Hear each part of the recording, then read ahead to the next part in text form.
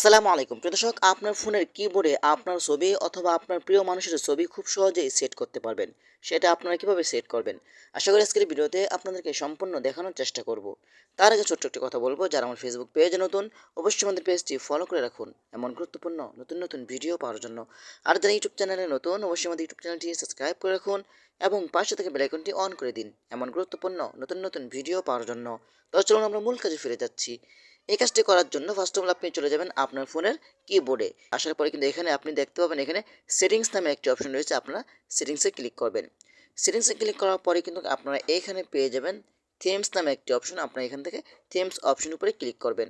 তারপর এখান থেকে আপনারা অ্যাড অপশন উপরে ক্লিক করবেন, প্লাস আইকন উপরে ক্লিক করবেন। ক্লিক করার পরে কিন্তু এখান থেকে গ্যালারি থেকে আপনার যে কোনো একটি ছবি আপনি সিলেক্ট করবেন, আপনার প্রিয় মানুষ অথবা আপনার। তারপরে এখানে ক্রপ করবেন। তারপর এখান থেকে নেক্সট অপশনে ক্লিক করলে কিন্তু এখান থেকে আপনি চাইলে ছোটো বড়ো আলোগুলো অ্যাডজাস্ট করতে পারেন। তারপর এখান থেকে আপনার ডান অপশনেতে ক্লিক করবেন, বাস আপনার কাজগুলো। তারপর আপনি এখান থেকে অ্যাপ্লাই অপশনেতে ক্লিক করবেন, আপনার কাজগুলো কিন্তু সম্পূর্ণ শেষ। এখন যদি আমি আমার ফোনে কিবোর্ডে আসে, দেখেন আমার কিন্তু ছবিগুলো হয়ে গেছে। তবে আপনি চাইলে কিন্তু আপনার এই কাজগুলো করতে পারবেন। তো আশা করি আজকের ভিডিওটা এই পর্যন্তই। ধন্যবাদ সবাইকে। আসসালামু আলাইকুম।